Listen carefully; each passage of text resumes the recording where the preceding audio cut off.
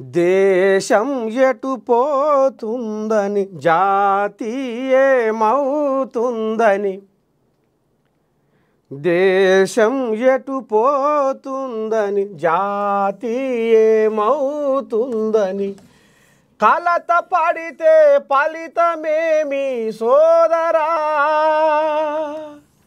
వగచిన ఒరిగేదేమిటి సోదరి దేశం ఎటు పోతుందని జాతి ఏమవుతుందని కలత పడితే ఫలితమేమి సోదరా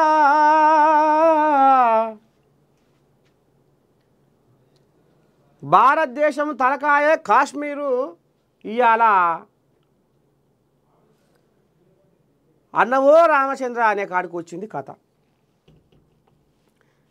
ఇవాళ అడుగున గుండె కాడ దడ దడ దడ దడ దడ దడ మోపైంది. ఎక్కడ చూసినా ఉగ్రవాదులు అన్నీ ఇప్పుడు దేశం నలుమూలలా పాకిపోయింది ఈ ముచ్చట. ఇక మరి బార్బూరు బచ్చన్నపేట ఎవరు బార్బూరు బచ్చన్నపేట ఆయన తెల్లగా పుల్లగా రంగురంగుల బట్టలు వేసుకొని ఖరీదైన బట్టలు వేసుకొని రాజ్యాలు తిరుగుతుండు, దేశాలు గాలిస్తుండు. ఆయనకు ప్రపంచ దేశాలే పబ్బతి పడుతున్నాయి, ఆయనే విశ్వగురువు అని శిల్క పార్కులు ఎన్నో తీర్లా నిన్న మొన్నటి దాకా మూత మోగించారు.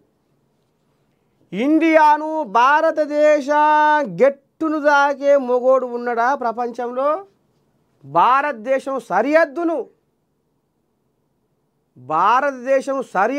తాకే మొనగాడెవడుండు ఈ ప్రపంచంలో అని బొల్లి కూతలు కూసుకున్నాం సోషల్ మీడియాలో.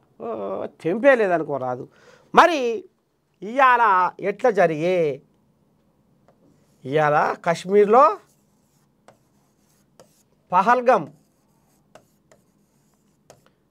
పహల్గాంలో ఈ కథ ఏంది?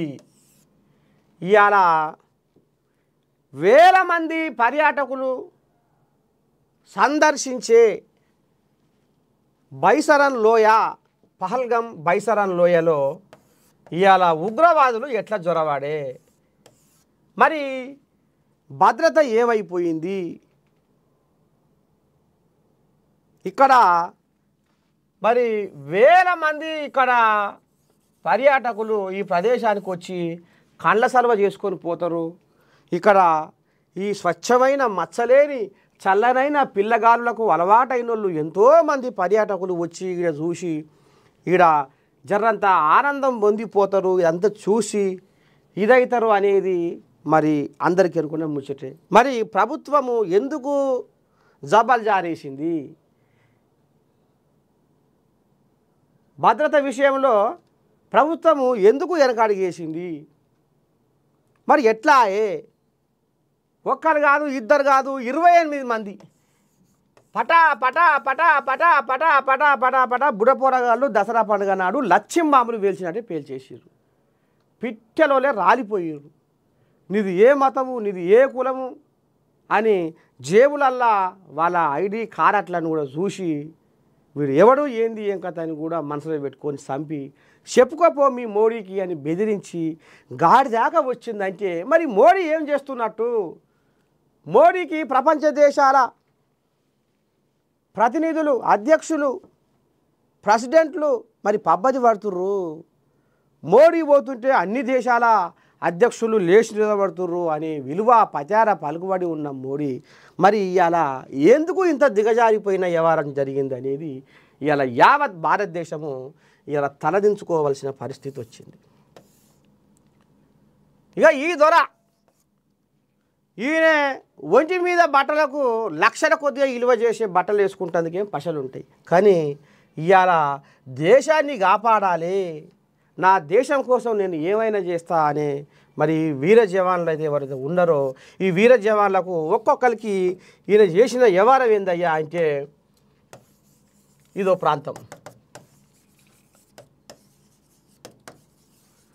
అయితే ఇప్పుడు ఒక్క జవాను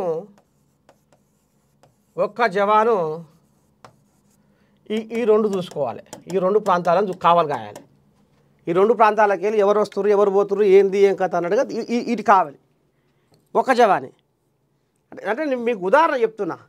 ఇక ఇక్కడ ఇప్పుడు ఈ 2 ప్రదేశాలు ఇక్కడ ఒక జవాను అంటే 1 2 3 4 నలుగురు కాసే ఈ కాపల ఏదైతే ఉన్నదో ఈ ప్రాంతాలు వీళ్ళకు నలుగురికి 2 ఈ 2 పొగలు ఈ 2 పొగలు అన్నట్టు గిట్ల పెట్టి ఇంట్లో ఈయన 1,50,000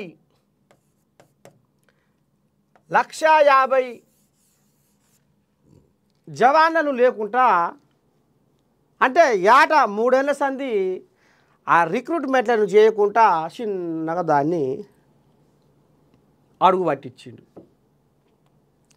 ఇప్పుడు 1,50,000 మంది జవాన్లు తక్కువ చేసిండు. నేను కాశ్మీర్లో శాంతిని మేము నెలకొల్పినాం, ఆ శాంతి శాశ్వతంగా ఉండిపోద్ది అని బొలి కూతలు కూర్చుండ్రు. ఇవాళ ఆఖరికి వస్తున్న కల్లా ఏమైంది? ఇక్కడ రిక్రూట్మెంట్లను తక్కువ చేస్తుంది. మేము శాంతి చేసినాము, శాంతి శాశ్వతంగా ఉంటుంది అంటిది. మేమంటే పాకిస్తాన్ వాళ్ళకు ఇదంటిది, మేమంటే ప్రపంచ దేశాలకు ఇట్లా పెడతారు అంటిది. ఆఖరికి వస్తున్న కదా ఇవాళ నిరువున 28 మందిని పొట్టన పెట్టుకుంటే ఇలా ప్రపంచ దేశాలే నివరబోతున్నాయి. అమ్మా గింతంత బుడ్డ దేశము గత పెద్ద ఇండియాని ఎదుర్కొని ఇది చేసినాయి. ఇక మరి అక్కడ బుద్ధిగాల దేశగురు ఏం చేస్తున్నట్టు అని ఇప్పుడు ప్రశ్నలు వేస్తున్నారు ప్రపంచ దేశాల వాళ్ళు. ఇక భారతదేశంలో ఉన్న ఎవరైతే యువత ఉన్నారో సబ్బండ వర్గాలు కూడా ఇప్పుడు మోడీ వైఫల్యం వల్లనే ఈ కథ జరిగింది. కాశ్మీర్లో మేము శాంతిని తీసుకొచ్చినాం అన్నారు, అది శాశ్వతంగా ఉంటుంది అన్నారు. మరి ఇలా ఏం ఉద్దారకం జరిగి రేపు ఇంకేం జరగబోతుంది? ఇక ఈయన ఇప్పుడు ఇక అంటారు చూడు, చేతులు కాగినాక ఆకుల పట్టుకున్నట్టు అయింది ఇప్పుడు కథ. ఇక ఇప్పుడు నేను సింధు జలాలను బంద్ చేస్తున్నాం, మేము అది బంద్ చేస్తున్నాం, మేము ఇది బంద్ చేస్తున్నాం అంటే నువ్వు ఆనాడు ఒప్పందం రాసుకున్న ప్రకారంగా నేను కూకుంటా 1% నువ్వు నీళ్లు వాడుకుంటే 3% నాకు నీళ్లు రావాల్సిందే. మనం రాసుకున్న ఒప్పందమే కదా. ఏం తాత కొడక మళ్ళీ ఏమో నాలుకే మళ్ళీ వేస్తున్నావు అని పాకిస్తాన్ వాడు ఊకుంటాడా? రాహా నిన్ను నిలబెట్టి నేను నీళ్లు గుంజుకపోతా అని ఇప్పుడు వాడంటుంది. ఇక మీరు ఇట చేస్తారు, మీరు అట చేస్తారు, మా 28 మందిని మీరు పొట్టలు పెట్టుకుంటారు, అయిన దానికి మీ పాకిస్తాన్ వాళ్ళు మా దేశంలో ఉండొద్దు, వీసాలు రద్దు చేస్తున్నాము, వెళ్ళిపోవాలి మీరు, మా గెట్టు దాటి మా దేశం వదిలి మీ దేశం మీరు పోరి అని ఇప్పుడు ఈయన మోడీ సార్ అంటే వాళ్ళు ఏమంటారు? మా పాకిస్తాన్లో ఉన్న మీ భారతీయులు కూడా వెళ్ళిపోవాలి, 48 గంటల్లో వెళ్ళిపోవాలి అని వాళ్ళు కూడా. అంటే ఇప్పుడు నిన్న మొన్న ట్రేడ్ వార్లో చైనాకు అమెరికాకు ట్రేడ్ వార్లో ఏ రకంగా యుద్ధం జరుగుతుందో వాణిజ్య యుద్ధము, ఇగో ఇప్పుడు పాకిస్తాన్కు ఇప్పుడు భారతదేశానికి గా రకంగా వచ్చింది కథ. మేమంటే భయపడుతుర్రు, నా పేరు చెప్తేనే ఒకరొకరి గుండెలలో దడ అన్న మోడీ ఇవాళ ఆఖరికి వస్తారు కల్లా ఏది లేదు ఎక్కర్లేదు. ఎక్కడైతే పహల్గాంలో దాడి జరిగిందో అక్కడ కనీసము భద్రతా బలగాలు అనేవి లేవు, అక్కడ పోలీసుల అనుమతులు లేవు, పోలీసులు సంగతి గిట్లా అనేది కూడా లేదు. అక్కడ అంతా అయిపోయినాక దొంగలు పడ్డ 6 నెలలకు కుక్కలు మురిగినట్టు అక్కడ మేము జవాన్లము అని కొంతమంది భద్రతా బలగాలు వచ్చి మందలిచ్చాయట. అంత అయిపోయినాక కాల్చి చంపినాక వాళ్ళు ఓ అని ఏడుస్తుంటే కనీసం ఆ ఏరియాలో ఒక్క మెడికల్ కిట్ కూడా లేదట. ఆపత్కి సాపత్కి మరి వేల మంది ఇక్కడ వస్తుంటుంది. మరి వాళ్ళకు ఎంతో కొంత ప్రాథమికంగా చికిత్స అంతకు అక్కడ ఒక మెడికల్ కిట్ లేదట, ఏది లేదట, ఎక్కడ లేదట. ఇక మరి ఆ రకంగా వేల మంది సందర్శకులు పర్యాటకులు వస్తారు, చూస్తారు, చేస్తారు. మంచవు చెడవు అనేది కూడా వాళ్ళకు ఏం పట్టి పర్వాలేనట్టే చేసిర్రు. ఆఖరికి వస్తారు కల్లా ఇవాళ మోడీ వైఫల్యం వల్లనే మోడీ ఈ జవాన్ల రిక్రూట్మెంట్ విషయంలో రాజీ పడి ఇవాళ 1,50,000 మంది జవాన్లను ఇవాళ లేకుండా అంత తగ్గించిండు. కాబట్టి ఇంకా మనకు 1,50,000 మంది జవాన్లు ఉంటే బాగుండు అనేది మరి తెర మీదకి వస్తుంది. ఈ రకంగా తగ్గించుండు కాబట్టి ఈ కథ అయింది. మొత్తానికి ఇదంతా మోడీ వైఫల్యం వల్లనే ఇవాళ భారతదేశం ఇవాళ బగ్గున మండిపడుతుంది మోడీ మీద అనేది తెర మీదకి వచ్చింది. ఇగో ఇది కథ.